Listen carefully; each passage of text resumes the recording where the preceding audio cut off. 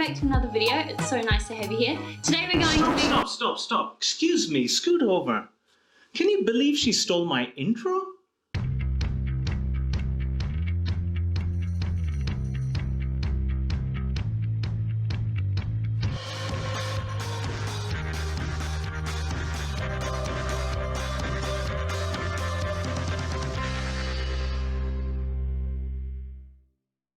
Hey guys, welcome back to another video. So nice to have you here.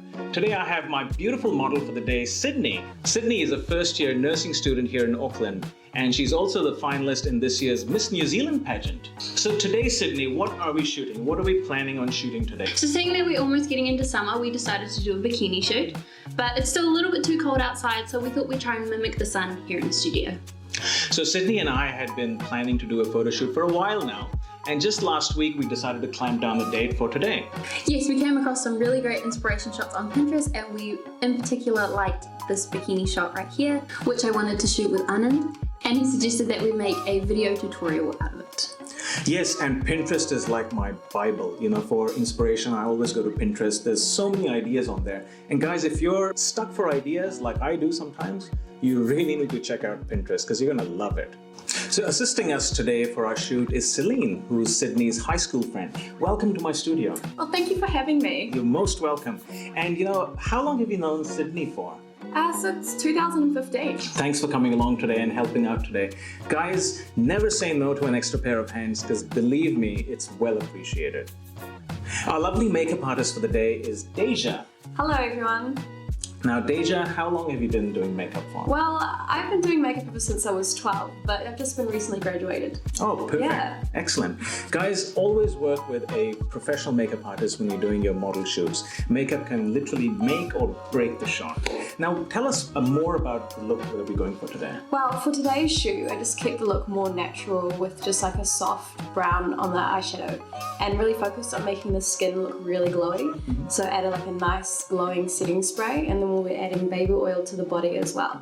Yeah, baby oil really adds the mood to the shot sometimes. Yeah, definitely. So that's always a plus. Yeah. So with introductions out of the way, let's get through the setup. I'm going to be using my Canon EOS RP camera for this shoot. It has a full frame sensor, and it also has a lovely eye detection focus mode that I'm going to be utilizing for this shoot. We're going for a mid-length shot cropped at the knees of the model, and for that I'm using the 24-105 f4 lens by Canon. Using a zoom in studio is always a good idea because it really allows you to have a lot of flexibility when framing your shots and composing them. And to mimic the sun in the studio, we're basically going to be using a single light. I have my AD200 Pro from Godox here, and I'm going to be using the bare bulb flash on top of this just to try and mimic the sun here. It's pretty dark in my studio here. You probably can't see it from the video, but I pretty much don't have any other source of light at the moment except this video light here. But for the shoot, we're going to be using the single light. The sun is a single light source in the sky above us, and exactly like that, we're going to have a single light. We'll probably turn up the power on the flash quite a bit to get that much light output out of it. So let's see if we can get that done in studio. Okay, let's have a look at the setup. So for this shot, since we're trying to mimic the sun, like I said, we're going to use just a single light, just like the sun up in the sky. And here's our flash right here. I've got a bare bulb set up on the flash there. So that's going to act as our single source of light. I do also have this V-flat set up as a reflector on the left-hand side here. And that's just going to help fill up some of those shadows that the model would be casting onto the wall. And that just softens the shadows a little bit. Doesn't give that harsh an effect, but I think it'll look really nice. So the other thing I wanted to point out was the position of this light. Now, when our model is going to be standing next to the wall here, which is the kind of shot we're going for, the light's positioned at a 45-degree angle to her left and also pointing down 45 degrees. That, in my mind, sets the best balance between the position of the light and the model, because you'll get a balance of light and shadow in that sense.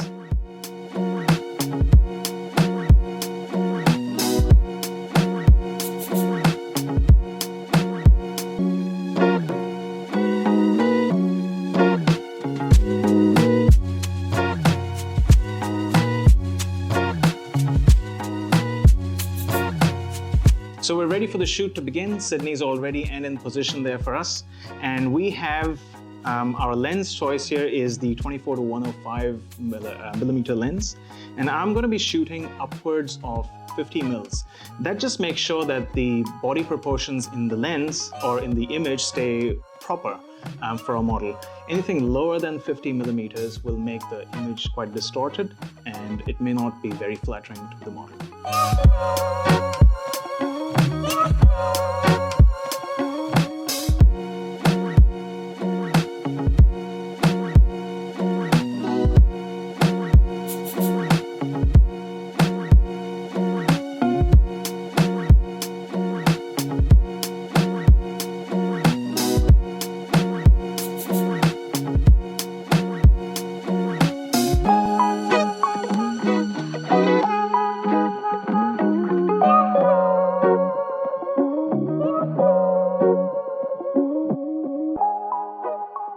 Thank you, Sydney, for joining me today. What a wonderful shoot that was. I think we got some amazing shots. What do you think?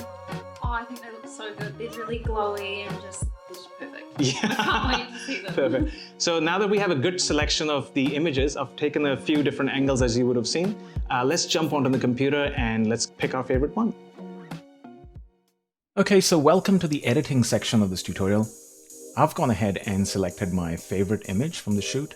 I think it's really flattering, this particular image for Sydney, and we're going to be working on this one today. First things first, let's fix the crop here. You can see in frame she's a little bit off to the left-hand side here. So we're just going to try and fix that using our crop tool, which is over here. And I'll be selecting a 5:7 crop for this image. And I'm just going to tuck in the side here just a little bit to make sure she's relatively in the center of the frame. And also I'm going to just rotate this a little bit, and you'll see that it creates a little more interest in the shot where the body is positioned in some sort of an S curve, I believe. And let's just tuck in the sides a little bit here. And I'm just going to drag this a little bit to the top, just so I can see a bit more of the legs here. And that helps to sort of elongate the body here within this frame. Okay, let's click done. So immediately you'll see that we've got this gradient basically on the wall. We were shooting against a light gray wall, and because we didn't actually have the sun to our disposal, there is a bit of a light fall off. So we're going to try and fix that using a graduated filter, which is this fourth icon here. So once you click on that, I'm going to drag it from the bottom to the top here. And by default, I think it's selected a teeth whitening one. So let's go over to the exposure one. And that's blown way out of proportion. So I'm just going to click on this label, double click on this label to reset it. We're just going to bring it gradually up. And I'm just trying to get to a point where the light value here and over here to my naked eye looks just about right or balanced.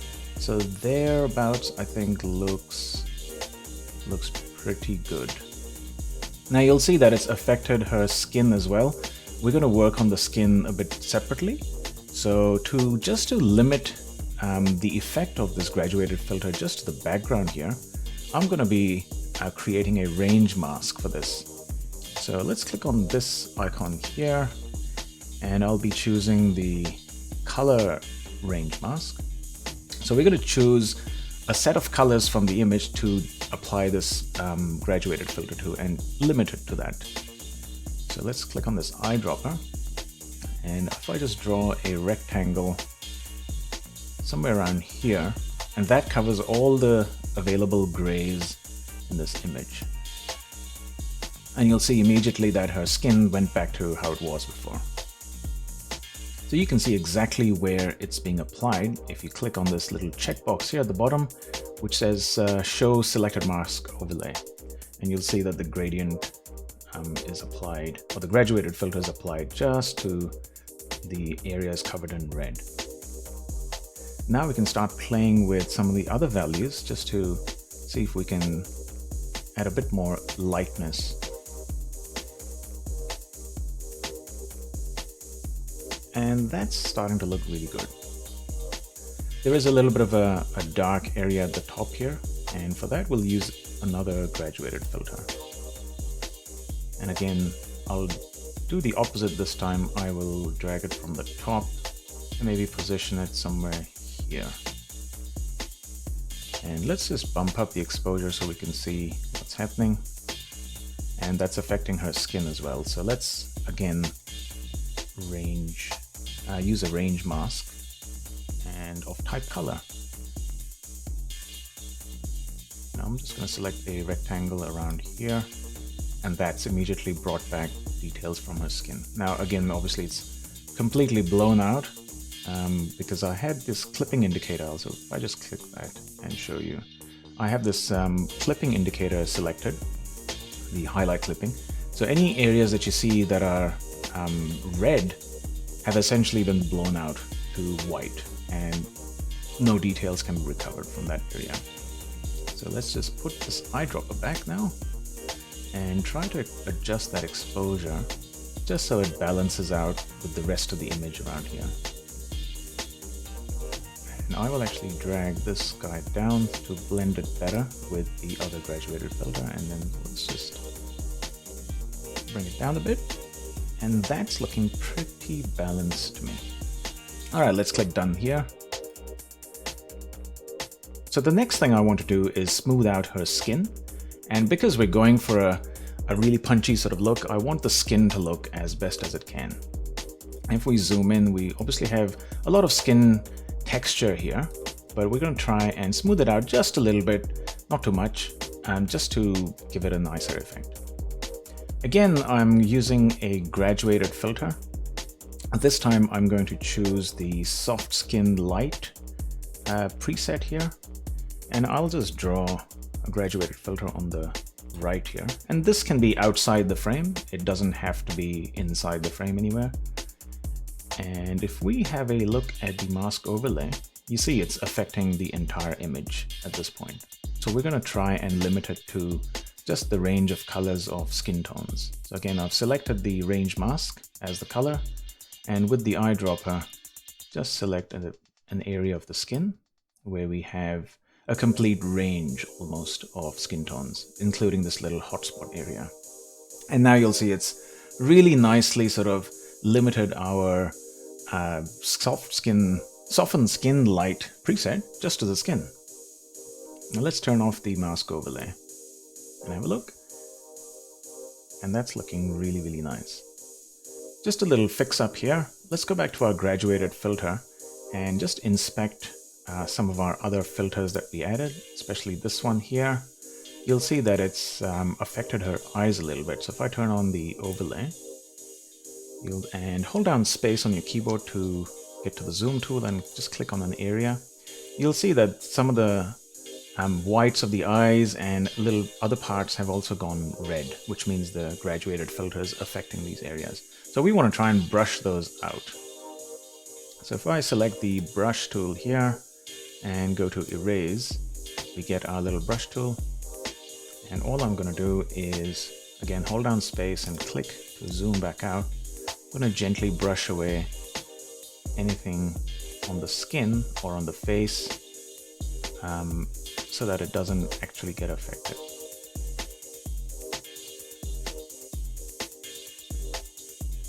Okay, and that's looking pretty good. Let's hit done. And we might want to fix the other graduated filter as well. So if I click that, you'll see it's actually affecting the eyes as well. So we've got to do the same thing. Erase and just brush out any parts of the body. So we want to try and bring a little bit of the effect of the sun. When you go out on a bright sunny day, the light cast from the sun is not exactly really white, so to speak, right? So we're going to add a little bit of the yellow warmth of the sunlight. And to do that, we're just going to use the split toning effect here. And let's pick a hue closer to sunlight. So if I hold down Alt on my keyboard you'll see as I move around this slider, we can actually look at what color is being applied to the highlight. So I'm just going to pick a nice warm sort of sunlight effect, and I think that might do the trick. Again, the saturation is set to 0, so we can't actually see it, but let's bring that up a little bit, and you'll see immediately we get this nice warm effect. I'm going to be very subtle with this, so maybe a value of 20, and that looks really nice. Let's work with the tone curve here. The tone curve is one of my favorite tools. It really can change the look of an image dramatically if used correctly. So let's try and play with these sliders here. So this affects our highlight areas, as you can see. We're going to try and just add a bit more contrast to the image using these sliders.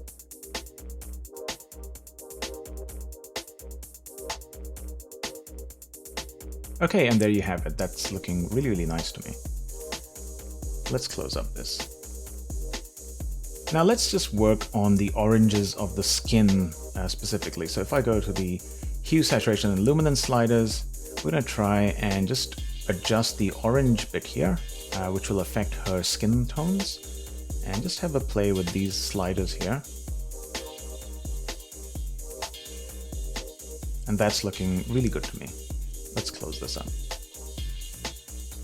Back in the basics tab, you'll see I've not even touched these basic sliders yet. So let's again just have a play with these, make sure we get a nice effect. So I'm just going to bump up the contrast just a little bit. Again, just playing with these sliders to add a bit more effect.